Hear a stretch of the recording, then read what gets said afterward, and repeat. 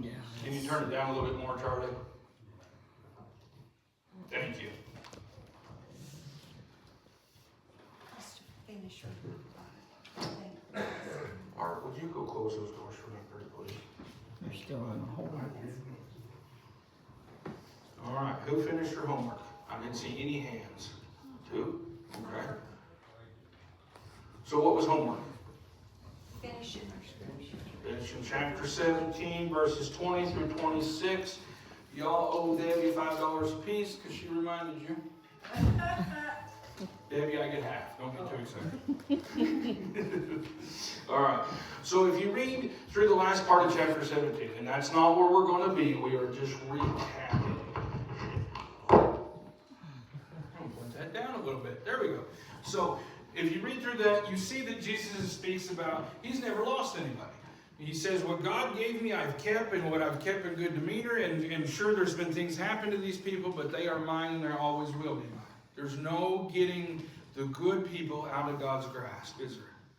And so when you see that, we realize that throughout life, so many of us are living in such a hardened state because we're calloused. What happens when you use your hands? You get calluses, don't you? You know, that's one of those things where when I was a kid, Pop always got on me and he said, Ed, always wear gloves. You just always adamant about me wearing gloves and working and getting gloves on. Why, I don't know, because then here 30 years later, what happens? I'm an idiot that chooses a career path where I have to use my fingers every day, and I can't have open wounds, I can't have scratches and things of that nature. And if I do, I gotta glue them shut. And so when we think about these things, Jesus is building up. And so we're going to back up a little bit to John chapter 10. John chapter 10. So 17 was a prayer from Jesus. And we're going to see some of Jesus' words in chapter 10. All right. I hope I am, because that's what I read. Yeah. Chapter 10. And so, first 2 words. What is Jesus saying with those first 2 words? Verily, verily. And so when he says verily, verily, he's saying throughout all the New Testament, when we hear Jesus say it, he's meaning, hey, really listen up. Whether it be sit down for a minute, whether it's say go get a cup of coffee and come back because we need to have a talk. He's meaning it very adamant about, hey, listen. But not just a listen, but a hear me. Take a minute, pause, and hear this. He says, I'm saying unto you, he that entereth not by the door into the sheepfold, but climbeth up some other way, the same is a thief and a robber. So, he's saying, if you can't come in it by the right way, then you're taking advantage of it. Now, how many of us have ever done that? Okay, there's at least 3 of us in here. 4 of us. And what does that mean? And when I say if you take advantage of it, because that could be that I've been praying for a new vehicle. I've been praying, God, this is, my truck's getting old. I got high miles on it. This is what I've saved up. And God, I need a blessing. I need you to do something. Now, what could happen in that moment? Well, if God's not leading me to do it, I could take my down payment and run down to the bank and borrow even more money and get in debt and get me a new vehicle like I think I need or I want. Whereas what I'm hoping and praying that I have enough cash at the right time, God will show me what I can buy and not be in debt. Well, I can take it the other way, then what happens? I get it in a bad spot. And so when I think about that versus what Jesus says in verse 1, he's saying, hey, be cautious of what you grab a hold of, because what is given to you is a gift from God, but what you take, you are the one liable for that. And so, he says, 2, but he that enters in by the door is the shepherd of the sheep. He said there's a right way and a wrong way. And if you know somebody coming in the right way, you can trust them, can't you? All right. To him, the porter opened. Or, the door opens and it says the sheep hear his voice and he calls his own sheep by name and he leads them out. Is that true or not? If you don't think that verse right there is true, go sit on the back porch with Ron and have his cow start singing to him. They know Ron's voice. There used to be an old Foster. Well, I don't remember what his first name was. Old Foster lived down and down towards Sturkey. And you catch him out there singing to his cows, or maybe even strumming his old guitar every once in a while. And his cows knew him, and some of the happiest cows you'd ever see. Is that old man went out there and spent time with them. He knew his cows, and his cows knew him. And the same is true with us, because in the Bible, when it's quoted sheep, who are the sheep? Us. You know, not every one of us needs to be sheared like a sheep, but some of us are. And he says, when he putteth forth his own sheep, meaning Jesus or the leader, Jesus is reading and speaking of himself. He says, when he puts forth his own sheep and he goes before them, the sheep follow him, for they know his voice. Huh. So, if I know that I'm putting forth my good effort, if I know that what I'm trying to do is in good manners with God, and I go to do something, what automatically happens? Usually, whoever is meant to help me will be right there by my side. It can be children's camp. It can be an associational meeting. It can be a luncheon you ladies throw together. How many times have we had to do funerals in the last couple of years? You know, and as time shows up, how many of us show? Every time we've had enough people, haven't we? Mm-hmm. Every time we've had just enough food or whatever it may be, or even leftovers and stuff. And that's one of those things he's saying. If you are in the right place and you're standing in a good presence with God, take a deep breath and relax, because it's going to be okay. We have to trust to get there, but it'll be okay. He says, 5, and a stranger will they not follow, but will flee from him, for they know not the voice of the strangers. Kind of weird we talked about that and I didn't even think about it. Read it and studied it already, and I forgot about that verse when you said that in Sunday school this morning. That sometimes we get calloused up and we forget who God is, don't we? And I say calloused up, it's one of those things, it's not callousing, it's more of a feeding ourselves. Say, if I'm going to the grocery store and I get all these things to make a meal or whatever, or maybe I'm going to Grandma's house, let's say that. Maybe I'm headed to Grandma's, and I'm hungry. And I just think that I cannot wait for nothing. I just can't do it. And what do? I stop at McDonald's and get me something to eat. And I told Grandma the other day, warn me next time I go up to get a cheeseburger, because it didn't settle well last time. And so, and say I stop and I get a cheeseburger and I eat something and I know it's not good for me, but it's filling that void. What happens when I get to Grandma's house? Either I overeat and make myself worse because I'm not going to offend Grandma, I'm going to still eat. Or I don't eat because I'm full of something I didn't really need. And I can't desire something that's good for my spirit. I'm having a heck of a day. Sorry, y'all. If I fill my spirit with something I don't need, what happens? I can't hunger for what is good, what I desire. And so in that moment he says, if we're hungry and we're hearing things that's not God, then we need to kind of be cautious of what we're feeding ourselves. Now he says that on the opposite side. Because what happens? If you're hungry, you're going to go to where you feel like you get fed. And so he says, a stranger cannot lead his sheep away because they know his voice, meaning that we're nourished by Jesus. Number 6, this parable spoke Jesus unto him, but they understood not which things they were which he spoke to. So, he didn't get it. And why didn't they get it? Was it because they were simple-minded? Was it because they had low IQs? They didn't even talk about IQ back then. But why didn't they get it? How many of us have ever had a problem and we couldn't see the solution right there? Because we're standing right there looking at it. The other day I was doing Sudoku, or whatever you call it, Sudoku. And so I remember putting it down, and I'd been frustrated. I'd been working this one puzzle for a few minutes, and usually it doesn't take me long to do one, but it frustrated me, and I laid it down. So this morning, as I was reading and drinking some coffee, I picked it up. You know, the silliest thing? I thought, I'm going to finish that one. And I flip it open. There was 2 squares is all I was missing, and right there they were, and I fixed it and went on. What happened? It's not that I got any smarter in the night that I laid it down. It was the fact that I was fatigued and I was wore out and I couldn't see a way out. And so what did I do? I took a break and I laid it down and I come back later. And so often Jesus tells us to do those things, but why don't we? Because we're headstrong and we're stubborn and I made a mistake and I'm going to fix it, or I want to see somebody saved and I'm just going to never give up until I see it.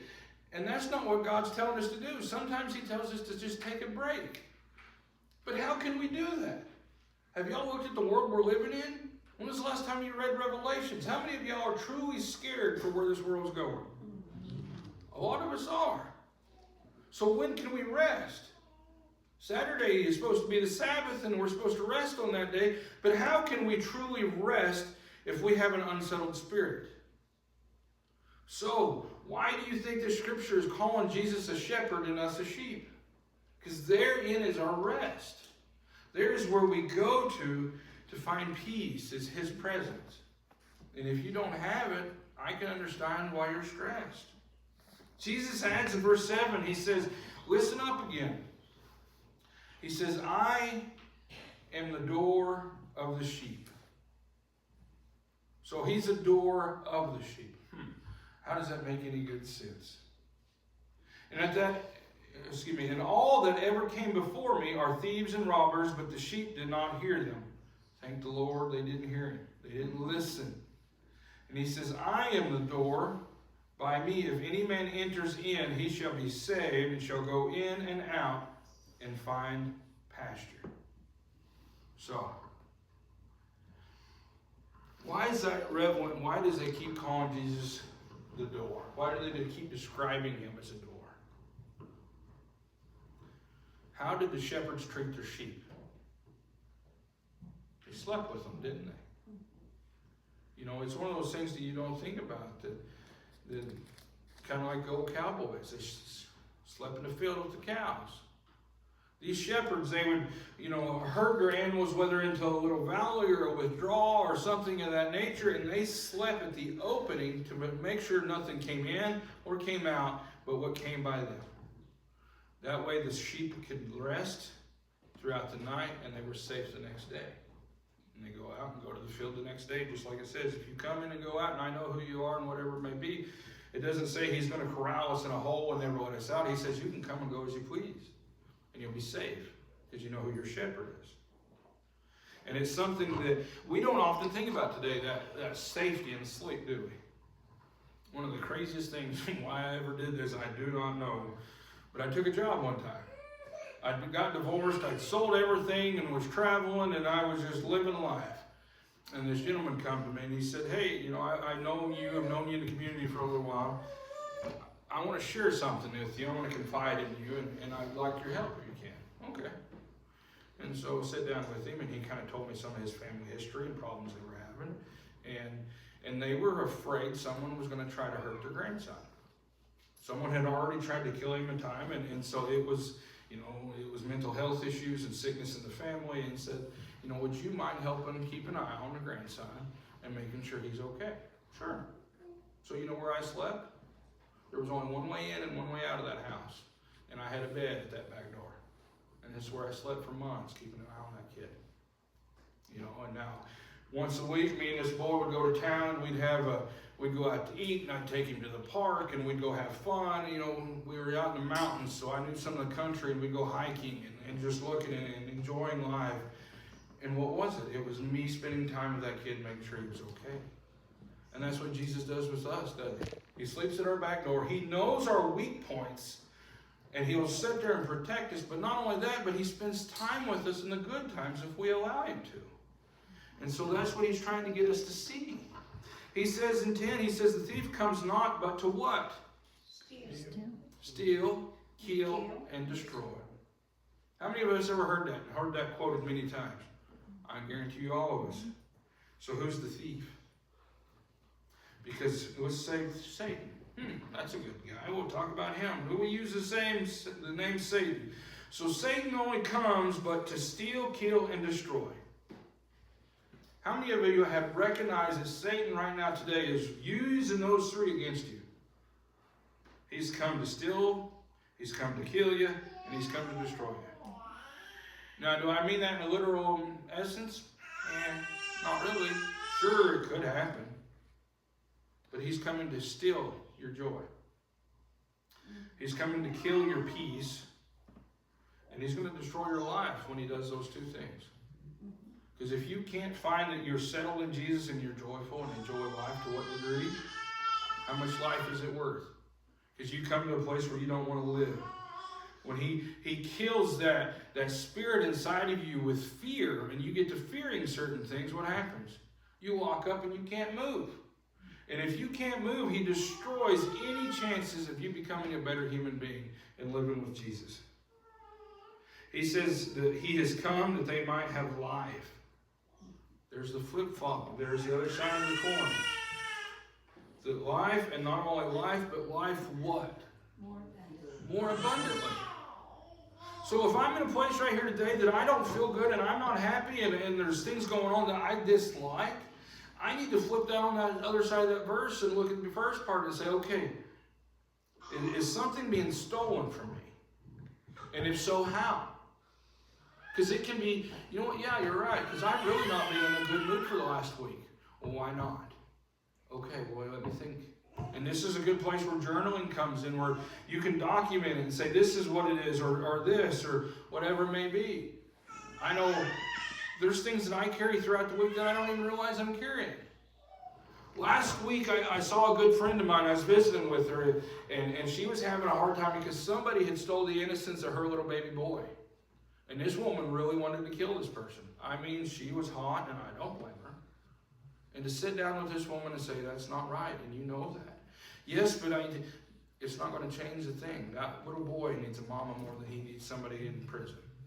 I know where you're coming from, and I've felt certain things like that. But please don't. You really need to stop and think about that.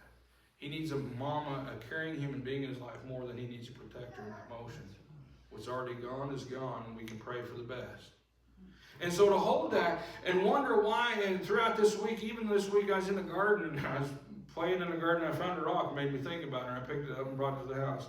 And as I think these things, and I'm going through this, why? Well, then come Thursday this week, I had a call from somebody else. And so all those floods of emotions, I'm like, oh, wow, God. Okay. I didn't realize this was coming this week. I didn't know I could do that. And so by the end of the week, I'm kind of yesterday, I'm having a hard time, and I'm thinking about why am I going through these things? And what is it I'm feeling it? And I realize, oh, these little rocks in the road that I'm stepping on that kind of hurt a little bit, they ain't going to hurt me, but they kind of sting, is stealing my joy competitively where they're to the point where I'm finally done and tired and I want to break. And it's all because Satan was beginning to eat away and steal my joy. And as he keeps eating and eating, what happens? He becomes to the point where he truly kills it. And once you kill it, it's hard to revive joy in someone's life, isn't it? Because I guarantee you, every one of us has probably met somebody who is bitter and angry, and you just wish you could make them happy. And so, we keep going. Number 11 is the verse that I need you to mark if you have a pencil, and this is important. Jesus' own words about himself, he says, I am the good shepherd. The good shepherd gives his life for the sheep. So, just as much as you, if you want to look at the godly nature of my grandfather or my dad or Leffel, or any of these gentlemen, the older seniors in our churches, and you look at them, what did they do? The goodness in them or the godliness in them brought them to a place to where they gave their lives, didn't they? Because giving your life isn't always standing in front of a bullet or a knife or whatever it could be, is it? Sometimes giving of your life is, you know what, we had this stashed back for vacation and somebody needs help. I'm going to push it over here and give them help. Or it may be a tire or food or time. Because how many times have we given ourselves as in time to someone that just needed a friend to talk to, or a loved one, or someone to love on? And that's what Jesus did. But he also truly gave his life.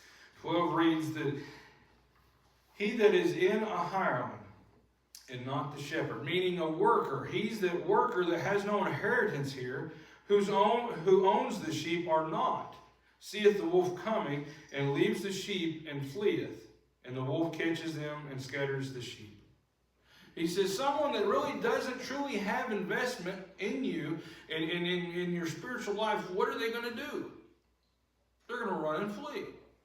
So how many of y'all have ever been in a really bad, tight place or a hard place in your life, thought you had friends, and as you begin to speak out about what was going on, they took off? Now, were they a hireling or were they a shepherd? Were they truly there to be a good friend and love on you, or were they just there because of coincidence or it was a good convenience to them? Because I tell you what, it's not convenient being a friend sometimes, is it? Because it means you got to step up when times are hard. It means you got to go work in the rain with somebody or crawl under, whatever it may be. Cook a meal when you're already tired. He says the wolf catches him and scatters him. So what happens when a wolf catches you? How many of y'all got caught by a wolf this week? Okay, preacher, you're crazy. All right. How many of us this week caught our squirrels jumping from tree to tree when we were thinking about stuff? Yeah. Okay. Well, I'm scatterbrained, and I got scattered a time or two this week. And when I look at, okay, I was scattered right here. My mind wasn't in a good place. What happened? Oh, I can follow the tracks, and I can go all the way back. And you know what happens? I usually find the wolf. You know, we're good hunters if we really want to stick back and think about it. And so, if you're getting scattered, look for the wolf. He says the hireling flees, or the worker flees, because he is just a worker. And he really, truly cares not for the sheep. That's a hard one to swallow, isn't it? How many of y'all have ever been in a church and seen a church split? You know, I've been there. I've seen it. It's a hard thing to do, and what do? You know, You but it's pray a lot. yes, you do. You pray a lot, really a lot. And it's one of those that, okay, well, I know that this person was just hired, and this person really has a heart for it. Same with the teachers, or nurses, or doctors, or you know, whatever. When you see somebody who's just pushing a pill, or you see somebody that truly cares. When I was in the hospital, the one nurse that really changed, I don't even know her name. I wouldn't even know if I seen her face. I'm on pain pills, so I don't remember much. But she brought me something that meant the world to me. And she stayed visited for a few minutes. And you know what that was? A pencil. So that I could do my Sudoku books. Why? Because she cared. She was gone for like an hour and came back and I'm so sorry.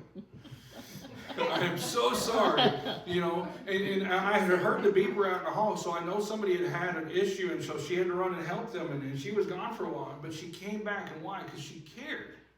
She truly cared. To bring somebody a pencil, you know, it wasn't pills, it wasn't the, you know, time to go do this or whatever. It was the fact that she had a heart for giving to people, and that's what God calls us to. 14, he says again, I am the good shepherd, and I know my sheep, and I am known of mine. If we read through this chapter 10 and we build on this, if we flip back to 17, we would see time and time again God reiterating his own prayer for us. And he says, I know you. I will do anything for you. Now, how many of you in here know yourself 100%? We don't, do we? Because as we age, we forget. We forget things and say we have memories that really aren't quite the same as someone else. Or we completely forget times of our life and can't remember. And so he says, but I know you. And he says in 15, as the Father knows me, even so I know the Father, and I lay down my life for the sheep. So if he knows Jesus, or God knows Jesus, and Jesus knows God, and God is still willing and able to lay down his son's life, and Jesus is willing to do the hard thing, how can they when they still know me? Because it doesn't really matter, does it? I mean, truthfully, when we sit down and we study these words and we realize it does not matter.